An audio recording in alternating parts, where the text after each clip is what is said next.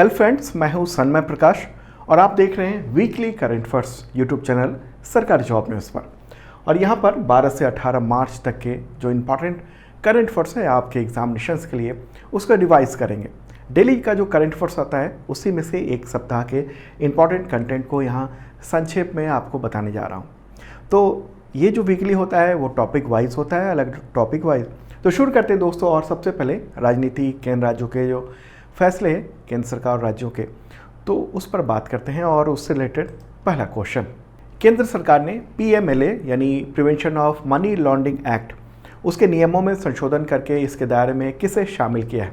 Answer होगा इसका NGO और पॉलिटिकली एक्सपोज्ड पर्सन। वित्त मंत्रालय ने इस कानून के नियम में बदलाव किया है 9 मार्च को। और इस कानून में बदलाव की वजह से अब इन्फोर्समेंट डायरेक्टरेट जैसे ED जो एजेंसी है उसके काम का बहुत दायरा बढ़ जाएगा।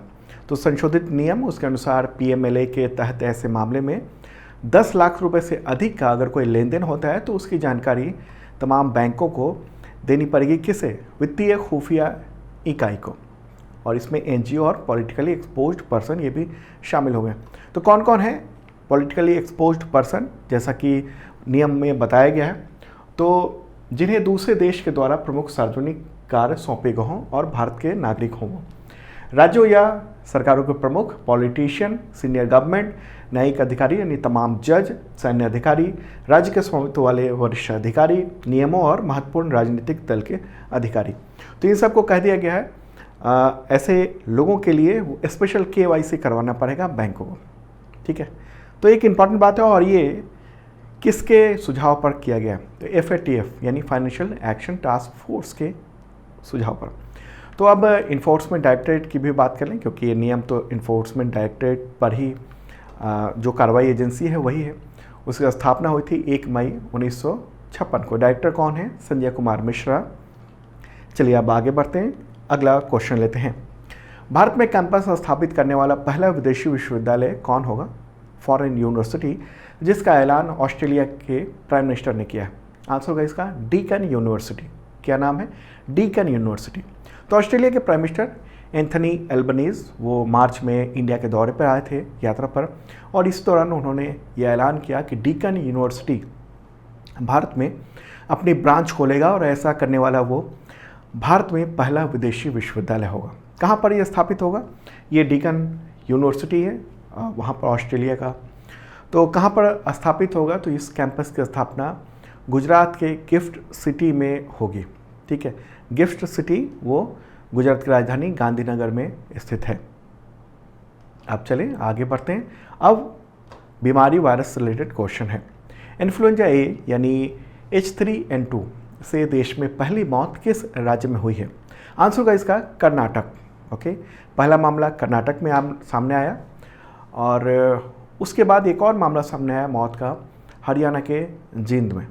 ठीक है, तो केंद्रीय स्वास्थ्य मंत्रालय ने इस पूरे मामले की समीक्षा भी की है, एडवाइजर भी जारी की है राज्यों को कि इन सब पर नज़र रखी जाए। और जैसे ही इसके मामले अगर ज़्यादा बढ़ते हैं तो क्या क्या कदम उठाए जाए, जैसे कोविड-19 के लिए जो कदम उठाए गए थे वैसे कदम उठाए जाए। ठीक है, H3N2 ये जो वायरस है क्यों गंभीर मामला है? तो इंडियन मेडिकल एसोसिएशन यानी IMA के अनुसार H3N2 वायरस की वजह से जो इन्फेक्शन होता है वो 5 से 7 दिनों तक रहता है और 3 दिन बाद बुखार उतरना शुरू होता है। हालांकि खांसी जो है 3 सप्ताह तक बनी रहती है। और अब बात करते हैं अपॉइंटमेंट से रिलेटेड जो इम्पॉर्टेंट क्वेश्चन है उस पर इस सप्ताह के। और हाँ, इसका जो PDF है ना टोटल करंट अफेयर्स के वीकली करंट अफेयर्स का, वो अवेलेबल है सरकारी जॉब न्यूज़ का जो ऐप है उस पर। हालांकि वो डाउनलोड कर सकते हैं जिन लोगों ने मेंबरशिप लिया हुआ है। और मेंबरशिप बहुत ही मामूली रकम पे है। उसके जरिए आपको करंट अफेयर्स का PDF मिलता है weekly, monthly, quarterly, yearly. Mock test होता है एवरी संडे को। और हाँ, आज वाला जो मॉक टेस्ट है वो अवेलेबल हो चुका है। तो सरकारी जॉब न्यूज़ का जो ऐप है उस पर जाइए जिन लोगों ने मेंबरशिप लिया हुआ है और वहाँ टेस्ट दे सकते हैं। मंथली टेस्ट भी होता है, टेस्ट सीरीज़। और टेस्ट सीरीज़ है तमाम एग्जामिनेशंस के लिए। ओके, UPSC हो गया, स्टेट PSC हो गया, रेलवे, SSC, इन सब के एग्जामिनेशन के लिए। और बुक्स पे डिस्काउंट मिलता है। हेल्पलाइन ये नंबर भी है, तो चैट पर बात भी कर सकते हैं आप इस संबंध में। डिस्क्रिप्शन चेक कर लेना। हालांकि डेली का जो PDF होता है वो फ्री होता है और वो अवेलेबल है सरकारी जॉब न्यूज़ के ऐप पर। तो अब अपॉइंटमेंट से रिलेटेड इस सप्ताह के इंपॉर्टेंट क्वेश्चंस। केंद्र सरकार ने LIC का अंतरिम अध्यक्ष किसे बनाया है? आंसर होगा सिद्धार्थ मोहंती।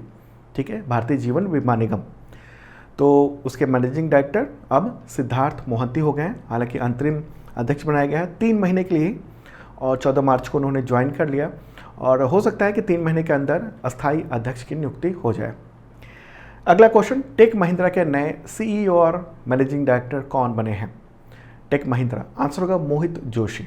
ठीक है, 5 वर्षों के लिए इनको CEO और मैनेजिंग डायरेक्टर बनाया गया है। हालांकि वो 20 दिसंबर 2023 को इस पद पर ज्वाइन करेंगे और इससे पहले वो इन्फोसिस में प्रेसिडेंट रह चुके हैं। अगला क्वेश्चन, 32वें व्यास सम्मान के विजेता का नाम बताएं। कौन है विजेता 32वें व्यास सम्मान का? आंसर होगा डॉक्टर ज्ञान चतुर्वेदी। और ये अवार्ड किसके द्वारा दिया जाता है? तो KK बिरला फाउंडेशन के द्वारा दिया जाता है। तो ये 32वां व्यास सम्मान डॉक्टर ज्ञान चतुर्वेदी को दिया जा रहा है। और किस चीज़ के लिए? उन्होंने व्यंग उपन्यास लिखा था, हास्य उपन्यास पागल खाना, और ये 2018 में पब्लिश हुआ था। तो ये अवार्ड दिया गया है, ओके, चुना गया है। अच्छा, KK बिरला फाउंडेशन ने इस व्यास सम्मान की स्थापना की थी 1991 में और भारतीय जो नागरिक हैं उनके द्वारा लिखित और पिछले 10 वर्षों में प्रकाशित हिंदी साहित्य के लिए ये अवार्ड दिया जाता है। अगला क्वेश्चन लेते हैं, साहित्य अकादमी के नए अध्यक्ष कौन बने हैं? आंसर होगा माधव कौशिक। कौन है? माधव कौशिक। तो साहित्य अकादमी कार्यकारिणी का चुनाव हुआ, उसमें वो जीतते हैं और उनके बगल में है प्रोफेसर कुमुद शर्मा, तो उनको उपाध्यक्ष चुना गया है। ठीक है, साहित्य अकादमी ये भारत की राष्ट्रीय साहित्य अकादमी है। साहित्य से संबंधित, भारतीय भाषाओं से संबंधित यहाँ पर काम होता है, उन साहित्यों को आगे बढ़ाने का काम होता है। इसकी स्थापना हुई थी 1954 में, भारत सरकार ने की थी। ठीक है, अगला क्वेश्चन लेते हैं, हिंदुस्तान यूनिलीवर लिमिटेड यानी HUL के नए मैनेजिंग डायरेक्टर और CEO कौन चुने गए हैं?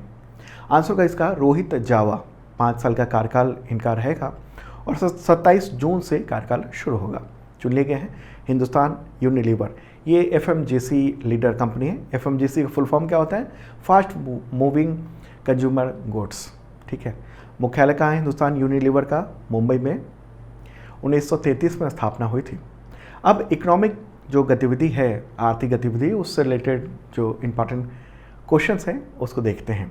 और यहाँ संक्षेप में मैं बता रहा हूँ, डिटेल जो है वो डेली का जो वीडियो होता है वहाँ पर रहता है। तो क्वेश्चन होगा, RBI ने बैंकों को कितने देशों के साथ रुपए में व्यापार करने की अनुमति दी? टोटल है 18।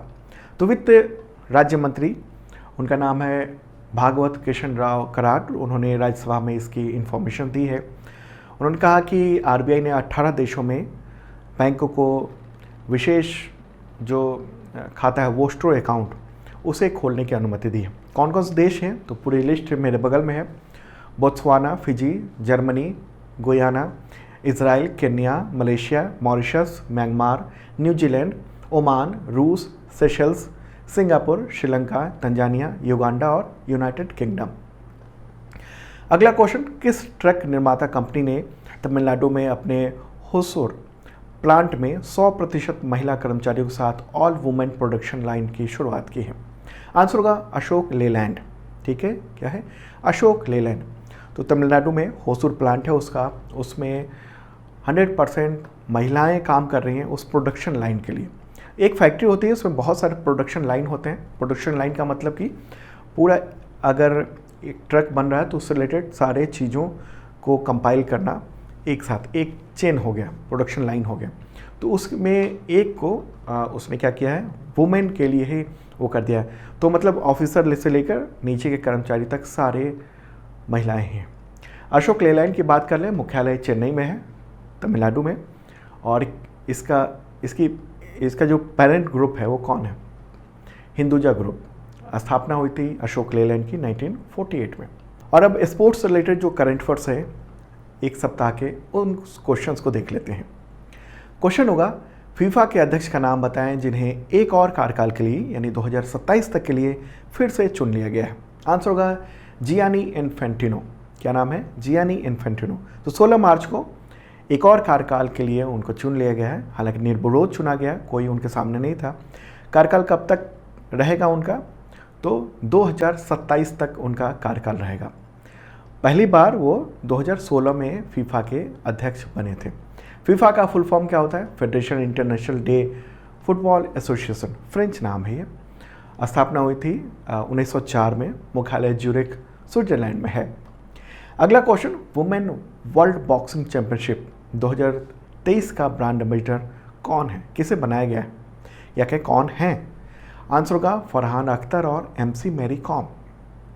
ओके, फरहान अख्तर और एमसी मैरी कॉम। तो बॉक्सिंग फेडरेशन ऑफ इंडिया यानी BFI के अध्यक्ष अजय सिंह ने ये 13 मार्च को इस, और आपको बता दूं कि वर्ल्ड बॉक्सिंग चैंपियनशिप वो आयोजित हो रही है इंडिया में ही 15 से 26 मार्च तक दिल्ली के इंदिरा गांधी स्टेडियम, वहाँ पर KD जाधव हॉल में। अगला क्वेश्चन लेते हैं, 76th राष्ट्रीय फुटबॉल चैंपियनशिप संतोष ट्रॉफी की विजेता टीम का नाम बताएं। कौन सा है विजेता टीम? आंसर होगा कर्नाटक। तो कर्नाटक ने मेघालय को हराकर संतोष ट्रॉफी जीत ली है।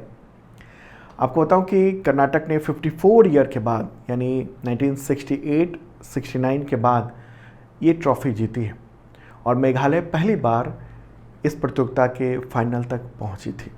ओके, और चैंपियनशिप का फाइनल कहां पर हुआ मैच? सऊदी अरब की राजधानी रियाद में, वहां का किंग फहद इंटरनेशनल स्टेडियम है वहां पर। अब बात करेंगे दोस्तों अवार्ड से रिलेटेड जो इंपॉर्टेंट क्वेश्चन है उस पर। क्वेश्चन होगा, एशिया की पहली महिला लोको पायलट का नाम बताएं जिन्होंने मार्च 2023 में वंदे भारत एक्सप्रेस को चलाकर इतिहास रच दिया। इस क्वेश्चन को अवार्ड में ही रखा मैंने क्योंकि एक अवार्ड की तरह ही है, पहली महिला। आंसर होगा इसका सुरेखा यादव। ठीक है, यहाँ क्वेश्चन क्या है?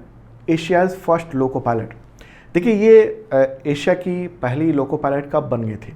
काफ़ी पहले 1989 में। ओके, उसके बाद फिर कई महिलाएं लोको पायलट के रूप में आई हैं, लेकिन अभी क्या हुआ है, ताज़ा ये खबर है कि 13 मार्च को उन्होंने वंदे भारत एक्सप्रेस को चलाया और ऐसा करने वाली वो पहली महिला लोको पायलट है। ओके, किस रूट पर चलाया उन्होंने? तो सोलापुर CSMT मुंबई, वहाँ तक 450 किलोमीटर लंबी यात्रा की है। मूलतः महाराष्ट्र के सतारा की रहने वाली हैं, किसान परिवार से और इंजीनियरिंग की पढ़ाई कर चुकी हैं और फिर उन्होंने रेलवे में कदम रखा, लोको पायलट बनी। ओके, 1989 में।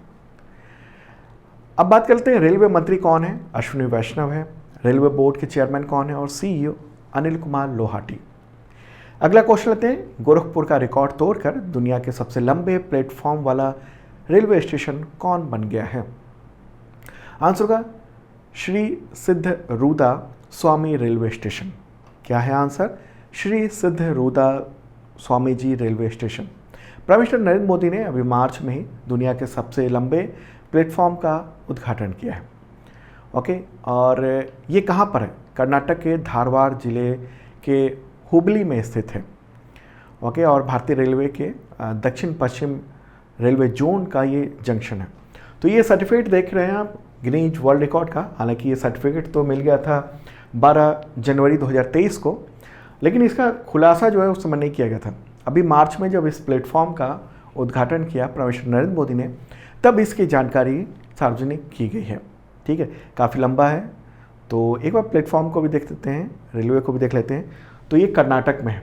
ठीक है, तो कर्नाटक में और चलते हैं, जूम करते हैं और उस रेलवे स्टेशन तक पहुंचते हैं। ये रहा रेलवे स्टेशन। ठीक है, और बहुत ही लंबा इसका एक प्लेटफॉर्म है। एक प्लेटफॉर्म का 2 प्लेटफॉर्म आगे, तो दोनों तरफ ये देखेंगे आप कि लगातार लंबा ये किस तरीके से प्लेटफॉर्म आगे बढ़ता जा रहा है। ओके, तो नंबर 1 तो ये रहा, कौन सा रहा? इसका नाम क्या है? श्री सिद्ध रूदा स्वामी रेलवे स्टेशन। दूसरे नंबर पर कौन हो गया है अब? तो दूसरे नंबर पर है गोरखपुर स्टेशन। ठीक है, उसे हालांकि 2014 में Limca book of world record में सर्टिफिकेट दिया गया था नंबर 1 का, लेकिन अब वो गोरखपुर 2nd पोजीशन पे है। ओके, चलें अब आगे बढ़ते हैं और अब बात करेंगे ऑस्कर अवार्ड से रिलेटेड। 95th एकेडमी अवार्ड जो सेरेमनी हुआ है उसके जो विजेता हैं उन सब पर, ऑस्कर अवार्ड पर। तो क्वेश्चन होगा फिल्म RRR उसके गाने नाटू नाटू को किस कैटेगरी में ऑस्कर अवार्ड 2023 मिला है? आंसर होगा बेस्ट ओरिजिनल सॉन्ग की कैटेगरी में। ठीक है, बेस्ट ओरिजिनल सॉन्ग की कैटेगरी में। और ऑस्कर जो सेरेमनी हुआ है उसमें नाटू नाटू गाना को लिखने वाले चंद्र बोस और संगीतकार MM किरवानी उन्होंने ट्रॉफी ली है।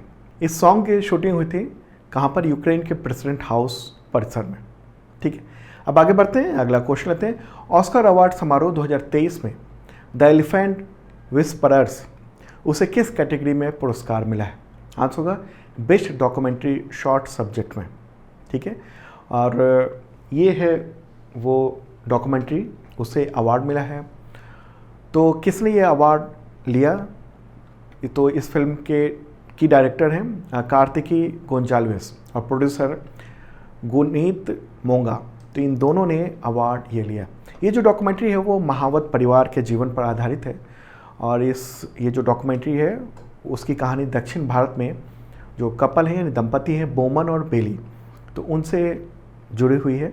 रघु नाम का एक अनाथ छोटा हाथी, उसकी देखभाल करते हैं ये दोनों, और इस फिल्म के जरिए इंसान और जानवरों के बीच में जो जुड़ाव है, बॉन्डिंग है, उसके बारे में बताया गया है। ओके, चलिए अब आगे बढ़ते हैं। अगला क्वेश्चन इससे रिलेटेड, पहली भारतीय प्रोड्यूसर का नाम बताएं जिन्हें बेस्ट डॉक्यूमेंट्री शॉर्ट सब्जेक्ट के लिए दूसरी बार, यानी पहली बार 2019 में मिला था, दूसरी बार ऑस्कर अवार्ड मिला है 2023 में। आंसर होगा गुनीत मोंगा। ठीक है, तो उनको अभी तो मिला है द एलिफेंट विस्परर्स के लिए बेस्ट डॉक्यूमेंट्री शॉर्ट सब्जेक्ट में ऑस्कर अवार्ड। इससे पहले 2019 में उनको मिला था और ये भी best documentary short subject category में था और डॉक्यूमेंट्री का नाम था पीरियड ऑफ अ सेंटेंस। अगला क्वेश्चन लेते हैं। ऑस्कर अवार्ड समारोह 2023 के प्रेजेंटर के रूप में किस भारतीय एक्ट्रेस ने भागीदारी की? आंसर होगा दीपिका पादुकोण। ठीक है, तो RRR फिल्म का जो गाना है नाटू नाटू, तो उसे ऑस्कर स्टेज पर दीपिका पादुकोण ने प्रेजेंट किया। ओके, बतौर प्रेजेंटर वहाँ मौजूद थी। अगला क्वेश्चन लेते हैं। 95th ऑस्कर अवार्ड समारोह 2023 में किसे बेस्ट एक्टर का अवार्ड मिला है? बेस्ट एक्टर की बात हो रही है यहाँ पर। आंसर होगा Brendon Fraser. Okay, Brendon Fraser किस फिल्म के लिए मिला है? द व्हेल के लिए। अगला क्वेश्चन लेते हैं। बेस्ट एक्ट्रेस का ऑस्कर अवार्ड 2023 किसे मिला? आंसर होगा मिशेल योह। किस फिल्म के लिए? Everything everywhere all at once, उसके लिए ये अवार्ड मिला है उनको। अगला क्वेश्चन लेते हैं। सर्वश्रेष्ठ फिल्म का यानी बेस्ट फिल्म का ऑस्कर अवार्ड 2023 किसने जीता? किस फिल्म ने? आंसर होगा everything everywhere all at once, इस फिल्म ने। इस फिल्म के डायरेक्टर कौन हैं? डैनियल क्वान और डैनियल शेइनर्ट, और इस फिल्म ने सर्वाधिक 7 ऑस्कर अवार्ड जीते हैं। अगला क्वेश्चन। बेस्ट डायरेक्टर का ऑस्कर अवार्ड 2023 किसे मिला है? आंसर होगा डैनियल क्वान और डैनियल शेइनर्ट। किस फिल्म के लिए मिला है? तो वही जिसने बेस्ट फिल्म का अवार्ड जीता। कौन सी फिल्म है? Everything everywhere all at once के लिए। ठीक है, अगला क्वेश्चन लेते हैं। 95th ऑस्कर अवार्ड 2023 में किस फिल्म को सर्वाधिक 7 अवार्ड मिले हैं? इसका भी आंसर है everything everywhere all at once उसे। तो 7 ऑस्कर अवार्ड मिले हैं, ये सारे हैं, जैसे best supporting actor, best supporting actress, best writing, best lead actress, best direction, best picture, best film editing. तो ये सारे अवार्ड मिले हैं उसे।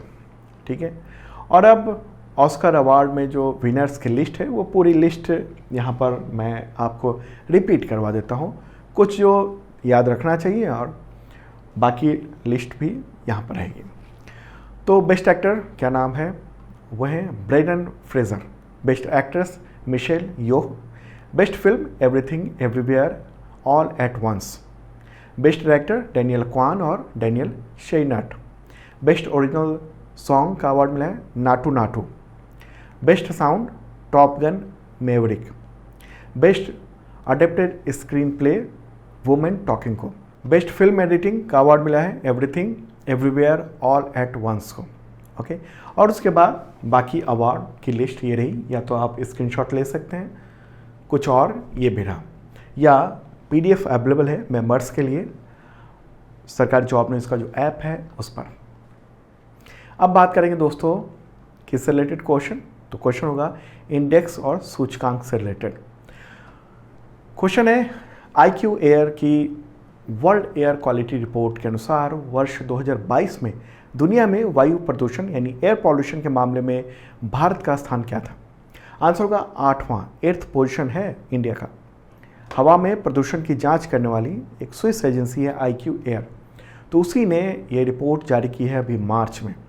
ठीक है, भारत दुनिया का 8वां सबसे प्रदूषित देश रहा है 2022 में। हालांकि 2021 में हम 5वें स्थान पे थे, तो अब थोड़ी सी बेहतर स्थिति हुई है। टॉप 10 ये है, नंबर 1 चाड है, सेकंड पे इराक, थर्ड पे पाकिस्तान, फोर्थ पे बहरीन है, फिफ्थ पे बांग्लादेश, सिक्स पर है बुर्किना फासो, सेवन्थ पर कुवैत, 8th पे इंडिया है, 9th पे इजिप्ट और ताजिकिस्तान है 10th पोजीशन पे। और अगर हम बात करेंगे सबसे प्रदूषित शहरों की लिस्ट के बारे में, तो उसमें ढेर सारे इंडिया के भी हैं। ओके, सबसे ज़्यादा 20 प्रदूषित शहर में 19 एशिया के हैं और 14 भारत के हैं। ओके, जैसे इसमें थर्ड पोजीशन पर भिवाड़ी है इंडिया का, दिल्ली है इंडिया का, दरभंगा, आसोपुर और नई दिल्ली, इसके अलावा पटना भी है। ओके, टॉप 10 ये शहर की लिस्ट यहाँ पर आप देख रहे हैं। दोस्तों अब बात करेंगे साइंस एंड रिसर्च से रिलेटेड, साइंस एंड टेक्नोलॉजी से रिलेटेड क्वेश्चन। तो क्वेश्चन होगा कार्बन डाइऑक्साइड यानी CO2 को आयात करने वाला और इसे समुद्र के नीचे स्टोर करने वाला दुनिया का पहला देश कौन बन गया है? आंसर होगा डेनमार्क। डेनमार्क ने यह किया है काम। तो डेनमार्क ने एक स्पेशल प्रोजेक्ट लॉन्च किया है। क्या है? Green sand project. ये आप नाम ध्यान रखना, पूछा जा सकता है एग्जामिनेशन पे कि ग्रीन सैंड प्रोजेक्ट किससे रिलेटेड है। तो ग्रीन सैंड प्रोजेक्ट जो है वो समुद्र के नीचे कार्बन डाइऑक्साइड को लिक्विड फॉर्म में दफन करने का प्रोजेक्ट है। ओके, और किस देश ने लॉन्च किया है? तो डेनमार्क ने लॉन्च किया है। इंपॉर्टेंट बात ये है। तो इसके जरिए क्या है, उत्तर सागर में यानी नॉर्थ सी में वहाँ पर प्रोजेक्ट है। कहाँ पर देख लेते हैं, प्यारा भारत है और वो यूरोप में हो रहा है। डेनमार्क ने ये काम किया है। तो डेनमार्क जो है ना वो यहाँ पर है, ये रेड कलर वाला जो देख रहे हैं आप डेनमार्क है। और यहाँ पर ये वाला जो हिस्सा है ये है नॉर्थ सी, ये वाला जो इलाका है, सॉरी ये वाला, ठीक है। तो इसी में लिक्विड फॉर्म में कार्बन डाइऑक्साइड को वहाँ ले जाकर कैसे ले जाया जा रहा है वो भी देख रहे हैं आप, कि एक बड़े से कंटेनर में रख के लिक्विड फॉर्म में, और उसको ले जाया जाता है कहाँ पर, जहाँ से ऑयल को निकाला जाता है ना, क्रूड ऑयल निकालने का जो ये स्टेशन है यानी कुआं है वहाँ पर। तो उसी कुएं में रिवर्स करके और वहाँ डाल दिया जा रहा है लिक्विड फॉर्म में CO2।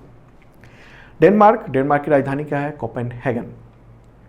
मुद्रा क्या है? Danish krone. अब योजना से रिलेटेड जो स्कीम है गवर्नमेंट की उससे रिलेटेड क्वेश्चन। मेथनॉल से चलने वाली पहली बस को किस शहर में केंद्रीय मंत्री नितिन गडकरी ने मार्च 2023 में हरी झंडी दिखाई है? आंसर होगा बेंगलुरु। कहाँ पर? बेंगलुरु। तो सड़क परिवहन और राजमार्ग मंत्री हैं नितिन गडकरी। तो बेंगलुरु में मेथनॉल से चलने वाली पहली बस लॉन्च की है। यहाँ पर इथेनॉल की बात नहीं हो रही है, आपको ध्यान में रखना है। यहाँ पर मेथनॉल की बात हो रही है। मेथनॉल जो है ना वो मीथेन और हाइड्रोजन से मिलाकर बनाया जाता है और इससे पॉल्यूशन नहीं होता है। तो इस बस को अशोक लेलैंड ने तैयार किया है। Bengaluru metropolitan transport corporation, NITI Aayog और इंडियन ऑयल कॉरपोरेशन के सहयोग से। तो ये बसें जो है वो 100% मिथनॉल से ही चल रही हैं। और ये कहाँ पर हुआ है? तो कर्नाटक में, यानी बेंगलुरु कर्नाटक की राजधानी वहाँ। कर्नाटक के मुख्यमंत्री कौन है? बसवराज बोम्मई। गवर्नर थावरचंद गहलोत हैं। दोस्तों अब बात करते हैं अंतर्राष्ट्रीय संगठन से रिलेटेड यानी इंटरनेशनल ऑर्गेनाइजेशन। तो क्वेश्चन होगा WHO ने लोगों के भोजन से 30% नमक कम करने का लक्ष्य वर्ष क्या तय किया? Target year. आंसर होगा 2025 तक।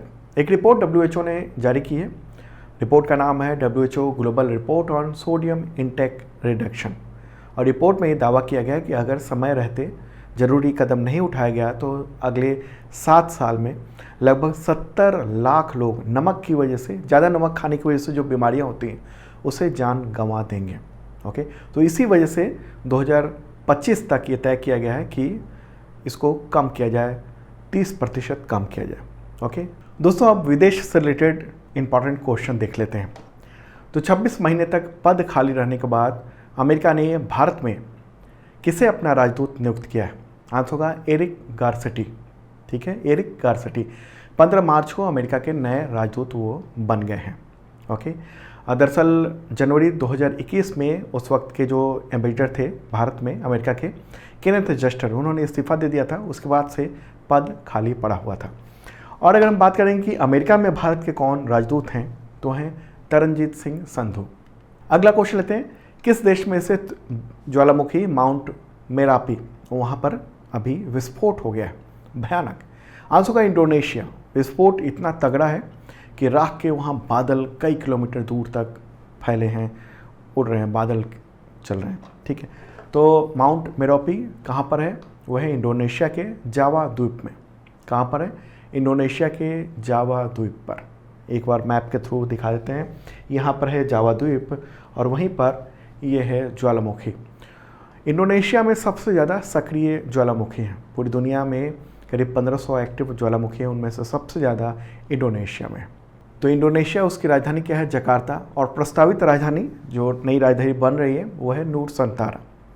प्रेसिडेंट है जोको विडोडो। मुद्रा है इंडोनेशियन रुपया। अगला क्वेश्चन, चीन के नए प्रीमियर कौन बने हैं? आंसर होगा ली कियांग। क्या है? ली कियांग। तो चीनी संसद ने उनको प्रीमियर नियुक्त किया है।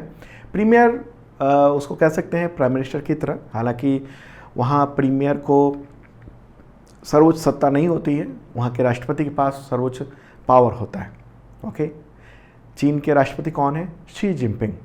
और प्रीमियर कौन बन गए हैं? ली कियांग। राजधानी बीजिंग है। अगला क्वेश्चन लेते हैं, किस देश की सरकार ने भारतीय स्टूडेंट के लिए मैत्री स्कॉलरशिप शुरू की है? आंसर होगा ऑस्ट्रेलिया। ऑस्ट्रेलिया के प्राइम मिनिस्टर एंथनी एल्बनीज, वो भारत के दौरे पे थे अभी मार्च में विजिट पर। तो उसी दौरान उन्होंने घोषणा कर दी और कहा कि मैत्री स्कॉलरशिप दी जा रही है। उसमें यही है कि जो भी भारतीय स्टूडेंट वो अगर ऑस्ट्रेलिया जाते हैं तो उनको स्कॉलरशिप दी जाएगी। कितने स्टूडेंट को? 45 स्टूडेंट के लिए ये योजना है। ओके, ऑस्ट्रेलिया की बात कर लें, प्राइम मिनिस्टर एंटनी एल्बनीज हैं, राजधानी है कैनबरा, मुद्रा है ऑस्ट्रेलियन डॉलर। अगला क्वेश्चन, कतर के नए प्राइम मिनिस्टर कौन बन गए हैं? आंसर होगा शेख मोहम्मद बिन अब्दुल रहमान अल थानी। ठीक है, तो कतर में जो राष्ट्राध्यक्ष होता है वो आमिर कहलाता है।